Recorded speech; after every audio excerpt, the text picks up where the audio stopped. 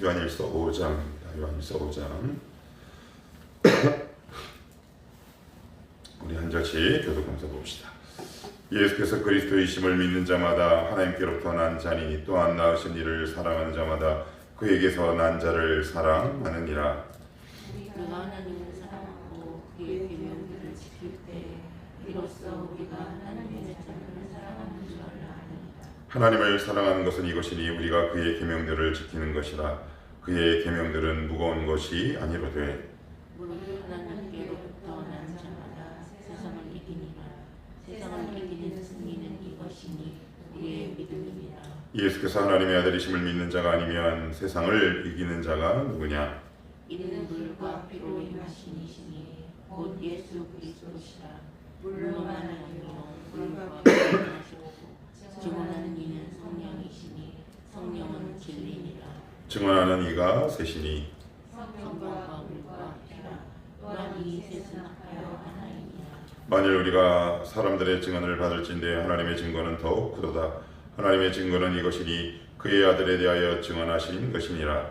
하나님의 아들을 믿는 자는 자기 안에 증거가 있고 하나님을 믿지 아니하는 자는 하나님을 거짓말하는 자로 만드나니 이는 하나님께서 그 아들에 대하여 증언하신 증거를 믿지 아니하였습니다. 또 증거는 이것이니 하나님이 우리에게 영생을 주신 것과 이 생명이 그의 아들 안에 있는 그것이니라. 아들이 있는 자에게는 생명이 있고 하나님의 아들이 없는 자에게는 생명이 없느니라. 내가 하나님의 아들의 이름을 믿는 너희에게 이것을 쓰는 것은 너희로 하여금 너희에게 영생이 있음을 알게 하려 함이라. 그를 향하여 우리가 가진 바 담대함이 이것이니 그 뜻대로 무엇을 구하면 들으시니라. 우리가 무엇이든지 구하는 바를 들으시는 줄을 안즉 우리가 그에게 구한 그것을 얻은 줄을 또한 아느니라. 누구든지 형제가 사망에 이르지 아니하는 죄범한 것을 구하라. 그리하면 사망에 이르지 아니하는 범죄자들을 위하여 그에게 생명을 주시리라. 사망에 이르는 죄가 있으니 이는 권하여 나는 구하지 아니하노라. 모든 무리가 저르되 사망에 이르지 아니하는 죄도 있도다. 하나님께로부터 난 자는 다 범죄하지 아니하는 줄 우리가 알아. 하나님께로부터 나신 자가 그를 지키시되 악한 자가 그를 만지지도 못하느니라. 또 아는 것은 우리는 하나님께 속하고 온 세상은 악한 자 안에 처한 것이며 또 아는 것은 하나님의 아들이 이르러 우리에게 지각을 주사 우리로 참된 자를 알게 하신 것과 또한 우리가 참된 자 곧 그의 아들 예수 그리스도 안에 있는 것이니 그는 참 하나님이요 영생이시라. 그렇죠? 자녀들아 너희 자신을 지켜 우상에게서 멀리하라. 아멘. 교회 공동체 안에 들어와 있는 영지주의들을 향해 따끔한 일침을 가하고 있는 사도 요한입니다. 어제는 3장까지는 그런 어떤 현상들이 어떤 일들인가 쭉 개관을 하고요. 또한 4장부터는 어떻게 살아야 하며 하나님의 자녀는 과연 누군가 이렇게 이야기를 합니다. 그리고 그 성도들이 갖고 있고 지키고 있는 믿음은 과연 구체적으로 어떤 것이며 이 믿음과 사랑 사이에 이 다리가 있는데 그게 뭐냐라고 얘기를 하는 겁니다. 신앙생활 하다 보면 이런 고민에 빠지죠. 왜 믿음은 있는데 내 안에 사랑이 없나? 뭐 이런 때가 참 많이 있습니다. 저도 이거 되게 고민을 많이 했습니다. 나는 분명히 하나님을 만났는데, 나는 하나님 분명히 만난 거 맞는데 왜 이렇게 내 안에는 분노가 가득하고 왜 내 안에는 이렇게 상처가 여전히 많이 있으며 내 안에는 여전히 왜 이렇게 누군가를 향해 오래 참지 못하는 이런 부정적이고 아픈 현실들이 내 삶에서 계속될까? 좀 거친 표현을 쓰면 머리가 깨지도록 고민했던 것 같아요. 좀 창피한 이야기지만 그것을 알려고 뭐 좀 음주도 해본 적도 있어요. 이게 너무 웃기죠. 하여튼 그랬던 경험들이 있습니다. 근데 오늘 거기에 대해서 사도 요한은 이야기를 펼쳐가고 있죠. 자, 1절에 보시면 우리 같이 한번 읽어볼게요. 시작. 예수께서 그리스도이심을 믿는 자마다 하나님께로부터 난 자니 또한 낳으신 이를 사랑하는 자마다 그에게서 난 자를 사랑하느니라. 딱 읽으면 이해가 확 돼서 잘 안 되세요. 잘 안 돼요. 아주 꼼꼼히 아주 읽어야 돼요. 자, 그러면 제가 이렇게 한번 읽어볼게요. 5장 1절입니다. 예수께서 그리스도이심을 믿는 자마다 사랑하느니라. 이렇게 되는 거예요. 그러니까 믿음이 이걸 뭐라는 거예요? 사랑이. 그러니까 믿음이랑 사랑이랑 다르지 않다라고 오늘 이야기하고 있는 겁니다. 그러니까 제 믿음이 좋다라는 말은 다른 말로 무슨 뜻이다? 사랑이 많다. 그래서 어떤 분들은 이렇게 이야기를 합니다. 쟤는 사랑의 은사가 있어. 여러분, 그건 그냥 기질적인 특징일 뿐이고요. 사랑의 은사가는 없습니다. 사람은 성령의 열매죠. 오직 성령의 열매는 나오잖아요. 그죠? 그래서 사랑의 은사를 갖고 있는 사람은 없습니다. 그거는 굉장히 성경의 의미를 왜곡하고 축소하는 겁니다. 사랑을 은사라고 하지 않습니다. 사랑은 열매죠. 그런데 오늘 여기 보시면 믿음은 믿는 자마다 어떻게 해요? 사랑하느니라 맨 끝에 나오잖아요. 그죠? 그러니까 믿음 이퀄 믿음은 사랑인데 왜 우리 가운데 믿음이 있다라고 하지만 왜 이것이 사랑으로 연결되지 않거나 내 안에 이런 사랑의 모습들이 나타나지 않느냐? 그건 바로 2절 때문에 그렇습니다. 2절 같이 읽을게요. 시작. 우리가 하나님을 사랑하고 그의 계명들을 지킬 때 이로써 우리가 하나님의 자녀를 사랑하는 줄을 아느니라. 이거 굉장히 놀라운 진술하고 있는 겁니다. 이게 무슨 얘기냐면 형제 사랑은 사람을 사랑하는 것은 하나님의 말씀을 지키는 것, 순종하는 것이 형제 사랑이다라고 얘기해요. 뭐? 아니 우리는 보통 사랑하면 이런 거잖아요. 내가 예를 들어서 만약에 우리 아내랑 저랑 막 싸웠어요. 그러면 사랑의 대상이 누구예요? 첫째, 제 아내잖아요. 그런데 말씀을 지키는 거랑 무슨 상관이에요? 있지요. 왜 없습니까? 왜 없어요? 해가 지기 전에 노를 품지 말라는 말씀을 지키는 순종. 그리고 네 배우자는 더 연약한 그릇이니 더 아끼라는 말씀에 대한 순종. 그러니까 내가 누군가를 사랑한다는 것은 첫째, 그 사람을 사랑하는 것 그 이전에 하나님의 말씀을 지키는 순종의 삶이 먼저이고 이것이 요체임을 우리는 기억할 수 있어야 돼요. 이게 없으면 우리의 사랑은 되게 허황돼.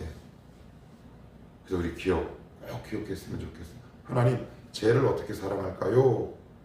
물론 그 사람의 필요한 것을 공급하고 섬기는 것 중요하지만 이게 그것으로 끝나면 인본주의적 사랑으로 끝납니다.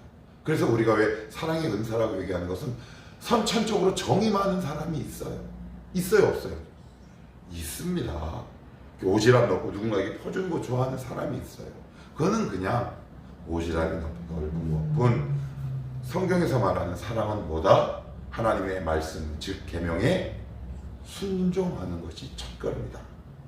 그것이 바로 형제 사랑을 하는 것이다 라고 얘기해요. 제가 예전에 이런 말씀을 여러 차례 드립니다. 우리 자녀를 지키는 것, 우리의 가문을 지키는 것은 말씀을 순종하는 삶이에요. 그것과 어떻게 연결됩니까? 전혀 연결이 안 됩니까? 연결이 되죠. 우리 자녀를 지키는 것, 우리 자녀를 사랑하는 것, 내 배우자를 사랑하는 것, 그리고 내 남편, 그리고 내 친인척을 사랑하는 것, 그것은 첫째, 하나님의 말씀을 지키는 것. 그러니까 여러분들이 이 말을 자주 들어본 적이 없어서 지금 공감을 잘 안 하시는데 이 절을 제가 차근차근 다시 읽어볼게요. 우리가 하나님을 사랑하고 그의 계명들을 지킬 때에 이로써 우리가 하나님의 자녀를 사랑하는 줄을 아느니라. 여기 보시면 그의 계명들을 뭐 할 때? 지킬 때. 지키는 게 뭐예요? 순종하는 거죠. 말씀에 순종하는 것이 이것이 하나님의 자녀, 즉 형제 자매를 사랑하는 줄을 안다라고 얘기해요. 이게 굉장히 놀라운 선포고 진술인 겁니다. 그러니까 우리는 다시 한번 말씀드리지만 사랑하면 사람과 사람, 그 사람에게 뭔가를 해줘야 하는 것, 그러니까 흔히 말하는 도덕이나 윤리적인 차원에서 생각하는데 성경의 그것은 완전히 보는 차원과 시야가 다르다. 그래서 사랑의 시작과 완성은 하나님의 말씀을 지키는 것이 사랑이다. 왜요? 그 말씀을 지킬 때 내 안에서 하나님이 주시는 힘의 근원이 생기기 시작하고 힘이 생기죠. 여러분 사람의 원래의 힘으로 할 수 있겠습니까? 전혀 못합니다. 그리스도의 사랑을 우리 인간이 어떻게 합니까? 하나님이 주시는 능력 안에서만 가능한 법이죠. 그래서 내가 그냥 막 사랑하려고 하면 우린 지칩니다. 지쳐요. 지쳐요, 안 지쳐요? 저도 이 목사도 지칠까요, 안 지칠까요? 지쳐요. 알아주셔서 감사합니다. 지치죠. 아, 이제 이만큼 잘하지 않았나? 아, 이제 이만큼 되지 않았나? 그러면 쫙 찍. 그런데 무릎 꿇으면 또 주님의 음성이 들리죠. 그 말씀에 또 순종해 가면 하나님이 주시는, 하나님이 위로부터 내려오시는 공급받는 힘들이 내 안에 생기기 시작합니다.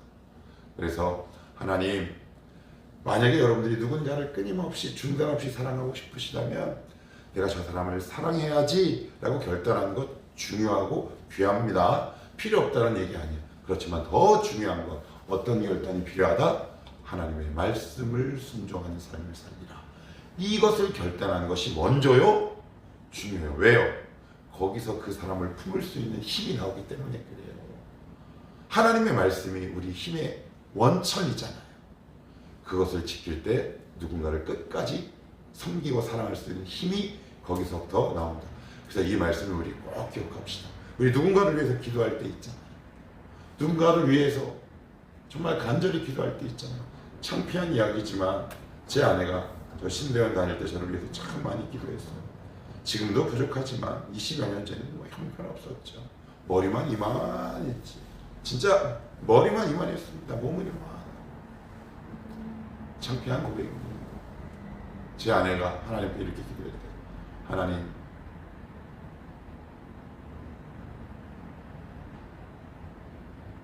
언제까지 해야 되나요? 언제까지요?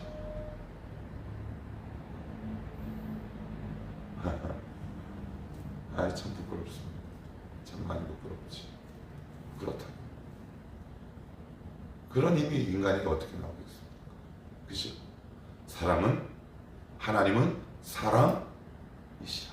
그러니 그 하나님의 말씀에 순종하는 것이 누군가를 사랑하는 첫 걸음인 동시에 힘의 출발이요, 근원이다. 오늘 사도 요한은 그걸 우리에게 이야기하고 있는 겁니다. 자, 3절도 같이 한번 볼까요? 시작. 하나님을 사랑하는 것은 이것이니 우리가 그의 계명들을 지키는 것이라. 여기 보시면 하나님을 사랑하는 것도 그 말씀에 순종하는. 그러니까 하나님 사랑은 어떻게 해요? 눈에 안 보이는 하나님을 어떻게 사랑해요? 그죠? 그러니까 우리가 되게 사랑에 대해 되게 막연해요. 하나님을 어떻게 사랑합니까? 눈에 안 보이는데.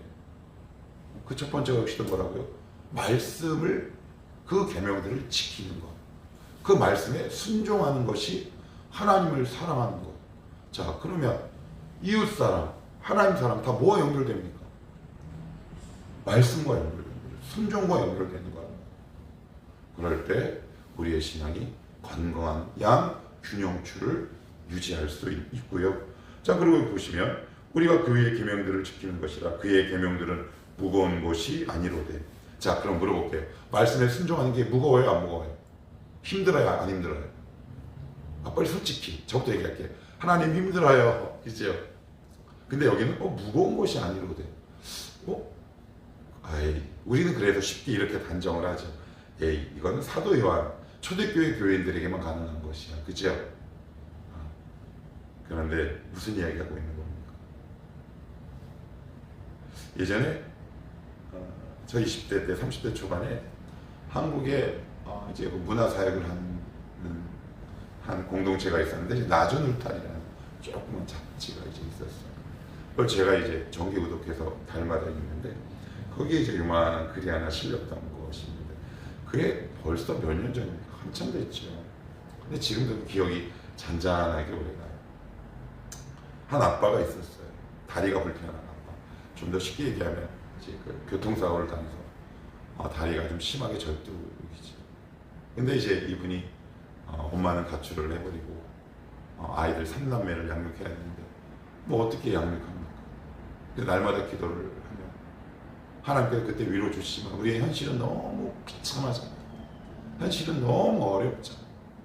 그래서 이제 기도하고 나가서 때려는 폐지도 주고 일용직 나가서 나가면 그러더라는 거예요. 어이 병신이잖아요. 그런데 어느 날은 그 말 듣고 너무 속이 상해가지고 그 다음날 앞에서 하나님 앞에 펑펑 기도하는데 우리 주님이 그런 음성을 들려주시더래요. 아무개야, 나도 이 세상에 나갔을 때 나보고 많은 사람들이 병신이라 그랬다. 우리 주님이 비정상적인 이 나라에 왔으면 우리가 주님을 향해 뭐라고 부를까요? 눈이 하나 있는데 눈이 두 개 있는 사람이 오면 뭐라고 불러요? 그래요. 우리 눈이 없는 장님에게 두 눈 가지신 주님이 왔으니 우리가 주님을 뭐라고 부를까요? 그렇게 부르겠죠? 근데 그 말이 너무 위로워요. 그래서 딱 나가는데 야 병신 또 왔냐? 근데 그 말이 힘이 들지 않더래요. 저 일거리만 주시면 열심히 하겠습니다. 그래가지고 거기서 이제 취업이 돼가지고 삼남매를 생각하는데 그 일이 힘들지 않더래요. 하나님을 사랑하면 말씀을 지키는 것이 힘들지 않답니다.